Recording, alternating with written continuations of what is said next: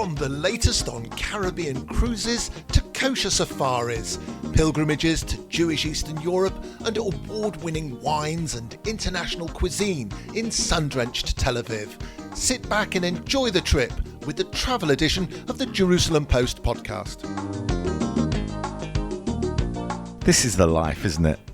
Sitting with your feet up, facing the sea, seagulls flying about, sunrise in the distance. The sunrise here it's probably the most beautiful sunrise I've ever seen over mountains and sea. You know, when we started this podcast a few months ago, and then we began to go on our trips around the world, and our friends said, "Oh, can you take us with?" The one that we're on now was the one that I got the most requests for from friends saying, "Oh, can I carry your suitcase?" Not just friends, family. Everybody. Yeah. Like anybody. The postman, the mailman. And he said, "Can I go?" I mean, I don't know how he knew where I was going, but... I think it's called social media. Yeah. We taunt people. So... Should we give them a clue? We can give them all a clue. We can say where we are. Okay, go for it. We are in the beautiful Italian city of Napoli. We're 10 stories in the air. Well, we're not in the air. I mean, we've got things underneath us. But yes, we're 10 there are nine other stories underneath us.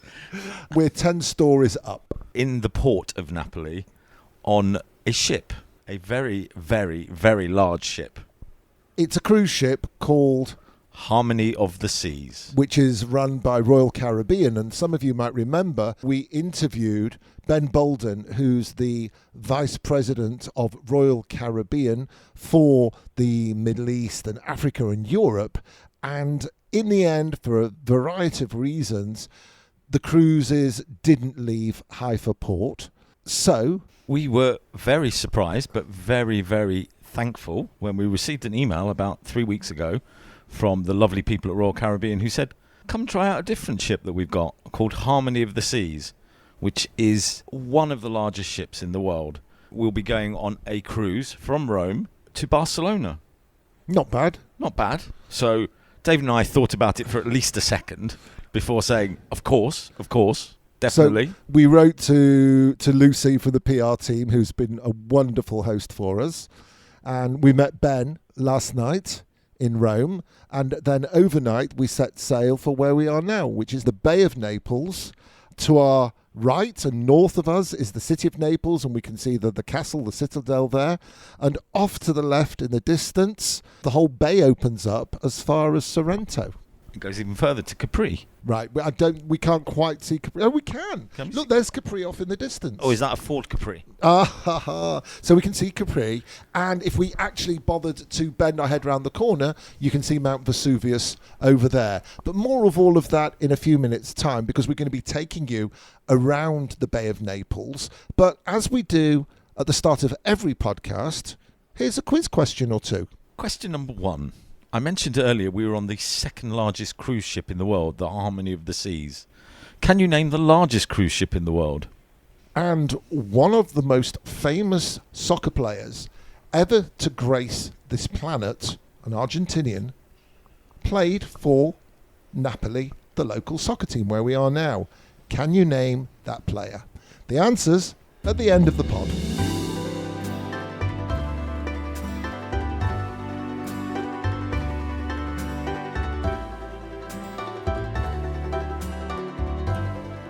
And a very good morning to everybody from Sorrento in a wonderful coach park with a view of 5 coaches.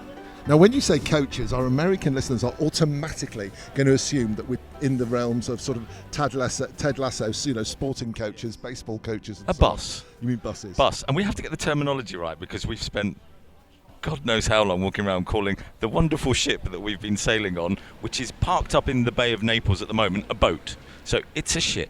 I don't think it's parked either. Do you park? We've disembarked? Yes. Is that right? Yes. Or got off? So anyway, after this holiday grammatical lesson, we're in Sorrento going for a nice little toddle, which is a walk for those people that don't know what a toddle is. So I think we should describe the journey that we've taken. We have travelled around the Bay of Naples. Naples is a couple of hours by train south of Rome.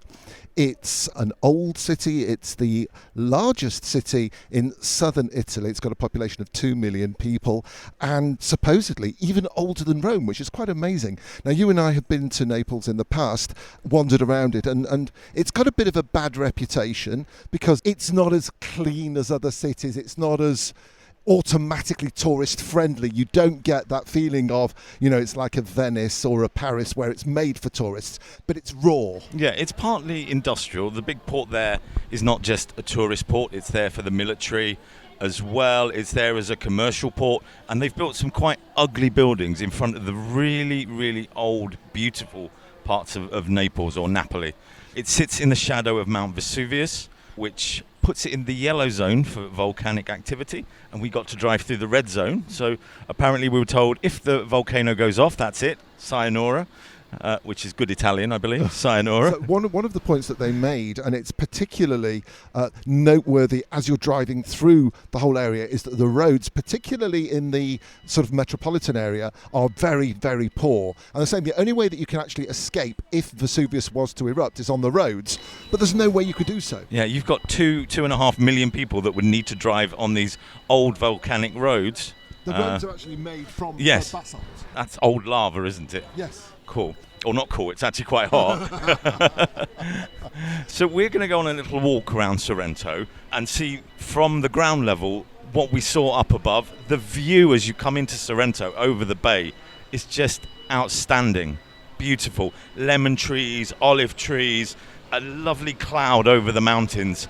Being on the other side of Vesuvius, we're in the area which in the shadow, I think, of the Milky Mountains, as they call it. Absolutely. Because of the soft lime that the mountains are built from. So you've got this interesting blend of both volcanic rock and, as you said, the limestone. And so if you look at the housing around here and the various buildings, they give a blend of those two rocks, so the churches and so on. By the way, did I hear right that there were 470 churches in Naples? Some very, very high number. It is an incredibly Christian centre. Sorrento is sort of southwest of Naples in the bay, right opposite Capri, that magical island that the film stars used to associate themselves with. The whole area came to fame really when the Grand Tour started back in the late 1700s and 1800s, when those young people from the wealthy parts of Northern Europe, from France and from Britain, when they'd finished their studies, and they would travel around Europe to become more acquainted with the world. A lot of them would go on to become diplomats and so on, but there were many famous people who came to this part of the world, apart from on the Grand Tour, and lived in Sorrento for a while. Amongst them, Friedrich Nietzsche, who lived here for 6 months, and Gorky, as in Gorky Park, he lived here for 6 years. He was, of course, famous for much of his political writing in the early parts of the 1900s, and during his second exile from Russia, he spent 6 years working here.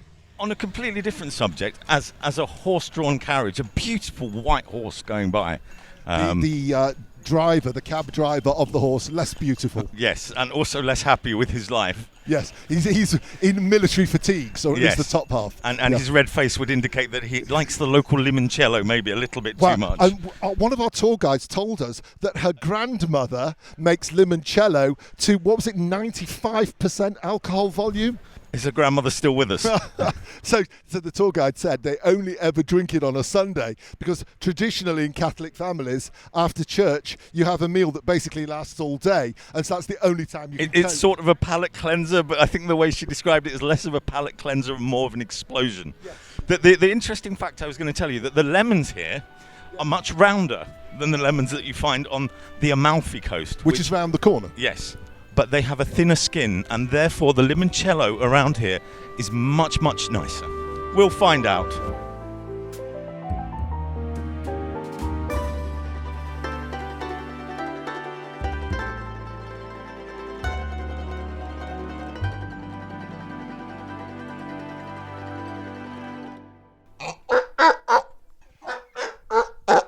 Mark, you're actually holding a wet microphone, which was... the noise that we can hear in the background is a donkey that just attempted to eat Mark's microphone. Mark, where are we? We are I think it's called Galatea Farm in the hills above Sorrento. Let's ask the donkey. Where are we? No reply. No reply. Gone all shy now, the donkey. We're in an agricultural tourism farm. Yes. What do they produce here? What do they make here? Olive oil, over 1,000 litres of olive oil. It's extra virgin olive oil at less than 1% acidity, 0.8%. Mozzarella. We get in a few minutes to make pizza. There's also limoncello. Limoncello. How could you forget the alcohol? I think we're going to have to move away from this donkey and record somewhere else because it's getting a little bit... I think it wants to present. It's frisky. Oh, wow. It's getting quite lively. So now that the donkey has calmed down... The only reason the donkey calmed down is because you left the area of the donkey. No, I think it was more the donkey didn't want to be interviewed. It was a very private donkey. It's come here to retire. When they talk about a donkey sanctuary, it's because they're seeking sanctuary from people like you. They hate journalists and people with microphones. We left the donkey. We went to the farm shop to see where they make limoncello. And we've learned the secret recipe for limoncello, which is alcohol. Yes. More alcohol. A little lemon. Lemon rind, lemon skin, lemon zest. There were 10 lemon rinds in about half a litre of alcohol. Yeah, 95% alcohol. Yes. And then you boil water and sugar, turn it into a syrup, then you add the juice made from the alcohol and the lemon zest, and then with the lemon rind that's left over, you can make lemon marmalade. We haven't explained we're actually on a trip with a group of journalists from around Europe, and at the moment they're all tucking in behind us to food that has all been produced on this farm. The only thing they said they don't produce is water. There is some salami, some olives, white wine, red wine, bread with olive oil, and in a few minutes we're going to make mozzarella and pizza. The next voice that you will hear will be that of Mary Lou, who is one of the managers of this farm, was born on this farm, and is the 4th generation to run this farm. So now we show you how to make 2 cheeses. Buongiorno Giambattista. That thanks to the milky cows that produce, I told you, 250 liters of milk every day, we make caciotta and mozzarella. The first cheese called caciotta, it's made just warming up milk and rennet. And comes the curd. So the white solid part, it's the curd. Whey is the liquid part, but for doing caciotta, we just use the solid one. And thanks to the little basket with holes around underneath, filling the curd inside, pushing from the top all the way drain. In 20 minutes, this cheese is ready to be served and to be eaten. So this is a very, very fresh cheese called caciotta. From this cheese, we can also make another one. Boiling the whey, so if we boil the liquid part only, comes right on the top this light and soft cheese called ricotta. Ricotta means cook twice. So first you do caciotta, and then we can do ricotta. Second cheese will be mozzarella. Right now, this is a solid curd. To do mozzarella, we use the same ingredient than caciotta, but this time we prepared last night because all the whey need to be completely drained very well. And so last night he warmed up milk and rennet all together. He put on a big cheesecloth and comes the solid piece. That, as you can see, he's cutting now in a tiny pieces. Because to make mozzarella, what he need? Only boiling water. So the water is boiling in the kitchen. Adding all these pieces in a pot that we'll bring here in a few seconds, you can see the transformation. Thanks to the heat, all the little pieces, they're going to be an elastic dough. So Manuel from there, he works and makes different shapes of mozzarella cheese. In the farm, we don't have any kind of machines that make shapes. So every day, my cousin works with his hands and makes freshly mozzarella. Slowly, slowly, all the pieces, they start to be melt all together and comes like a Play-Doh, you know. Kids loves to play with the mozzarella dough. The word mozzarella comes from an Italian verb. Mozzare, to cut, means in English. So for doing the little ball, look what he's doing. Cut with 2 fingers and make the little ball that we call bocconcino, little bites. Bay of Naples fact file. The Bay of Naples can be accessed from Napoli International Airport. The airport serves as a base for EasyJet, Ryanair, Wizz Air and Volotea, but can also be accessed from most major European cities such as London, Paris, Amsterdam, Brussels, Vienna and Madrid, as well as Istanbul and Dubai. Alternatively, you can fly directly to Rome from the US and Canada with Air Canada, American, United, Delta, and from March 22 with ITA Airways. Napoli Central Station is an hour by train from Rome Station. Pompei can be reached from Napoli by car, train, or as part of an organised tour. The same for Sorrento, but you have the option to travel there by ferry too.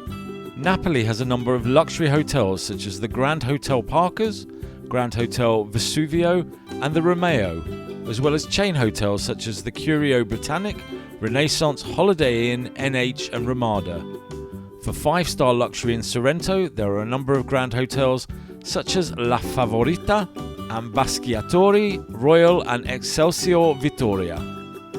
$1 will buy you 0.87 euros.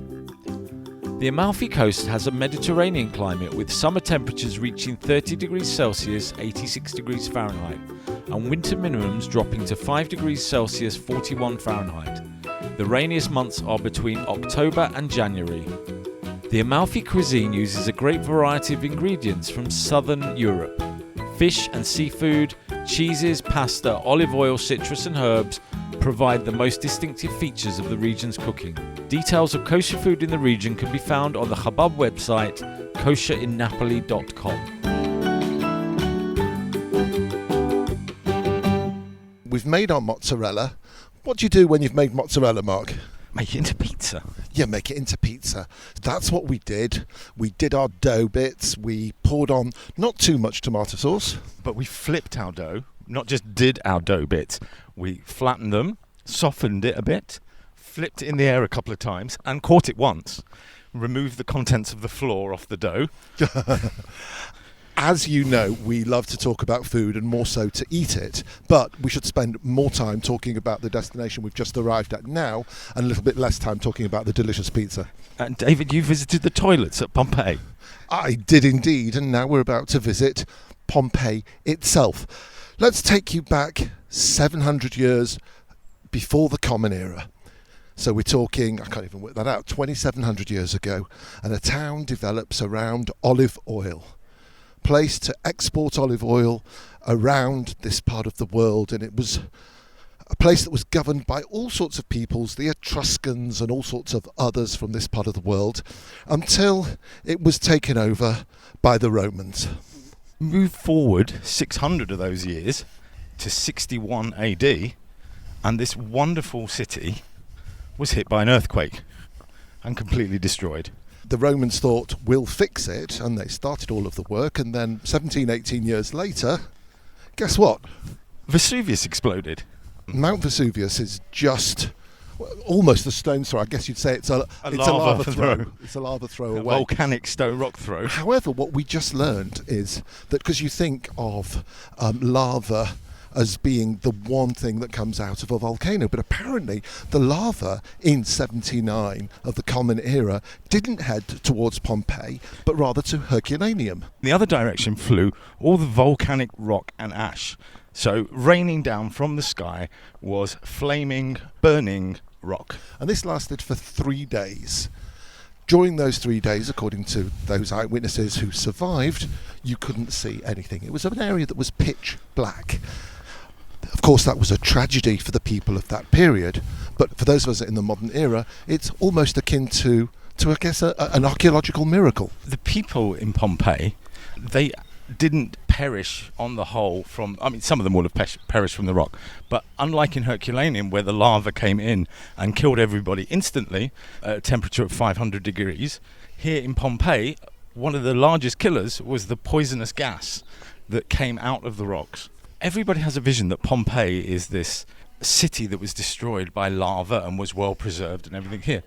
But it actually wasn't. That was Herculaneum. And now when you come just outside Napoli, Pompeii is the one that has been archaeologically restored, whereas Herculaneum is still going through that process. Most of it is still underground.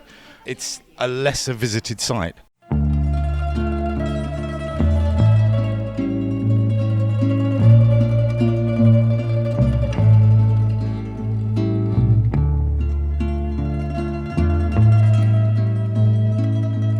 Welcome to the theatre district of Pompei. The population here in Roman times was 17,000 people. And what did they do of an evening? Go to the theatre. They went to the theatre. And what do you do on your way to the theatre? You stop at McDonald's, apparently. You stop at McDonald's. And what's incredible here is the vast number of hot food concessions that there were just outside the theatre. We're on the main drag. We're on the Via Stabiani, heading downhill to one of the exits from Pompei, where there's an arch that you can still see intact at the end of the street. And the reason it's called Stabiani is because that arch and that exit led to the nearby town of Stabiani. Just like the Damascus Gate in Jerusalem isn't in Damascus, but it was the road to Damascus. Wasn't that a film with Bob Hope? Ah, very cute. We're walking up this street, which was in the time one of the main thoroughfares here, and we're walking on volcanic rock, the basalt that was used, the stones that were just laid out in this beautiful rock form. Do you not think that would have been a clue at the time when they're building from volcanic rock? There may be a volcano. Yeah, but that happened in a previous generation. It's not going to happen to us. If you look carefully, you can see the way the rock is laid out with all these spaces in between and grooves. If I understand correctly, that was the sewage system. Right. Because we're on the street heading downhill, everybody's sewage would head downhill through the middle of the street. And there are certain places raised up where there are sort of 3 really large stones, almost like a pedestrian crossing, to make sure people didn't get their feet wet. Now, you can still see in certain places where the chariots would go across these stones, because years and years of wear and tear led to grooves being created. But because there were so many people here during the day, the chariots only came through at night. So we're round the corner from the theatre. There are 3 theatres in the area, but the main theatre here is reasonably well preserved. Part of it was destroyed in World War II, but it was then rebuilt. And in 1971, I believe, Pink Floyd played in that theatre.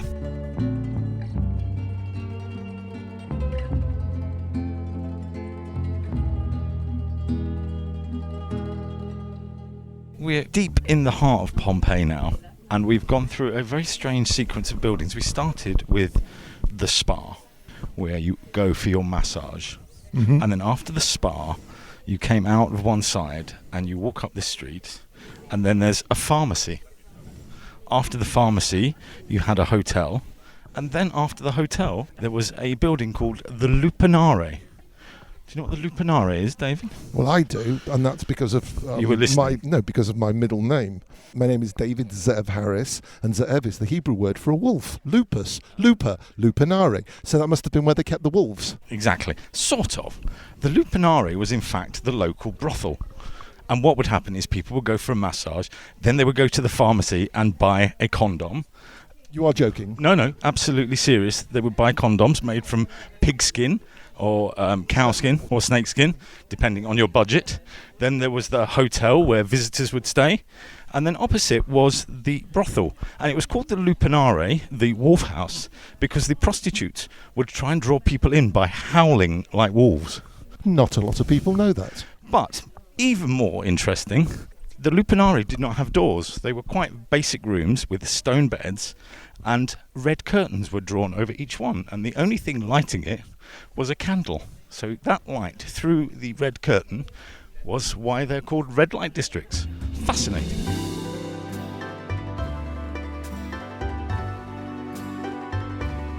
Oh, Mark, I am absolutely tuckered. I'm talking about walking 10,000 steps in a day. We must have put in 11 steps. Yes, I went on the golf cart for most of it. It was a lot easier. We've now staggered into the English pub on board the ship, which More is stagnated than staggered me. oh dear. We're on the Harmony of the Seas, and we're in the English pub called the Boot and Bonnet. What are you having, David? I'm going to have a Guinness. I'm going with my usual cider. Reminds me of Somerset back in the UK. What language was that? I don't know. Pirate. Do you know what September the 19th is? Is it National Talk Like a Pirate Day? It's World Talk Like a Pirate Day. I think it's it's either the 17th or the 19th. Is there a reason it's that day? No, it's just a made-up thing. Unlike Star Wars and May the 4th. Oh, may the 4th be with you. Yeah. Talking of fourth, September the 19th. talking of the fourth being with you, we also have to say some thank yous. Big thank you to the team from Royal Caribbean. Ben, Lucy, and Isabel. You know your cider hasn't arrived yet, so I'm not sure you can actually blame it on that. Don't spoil it. I'm going to put in some clinking glasses sound effect at this point.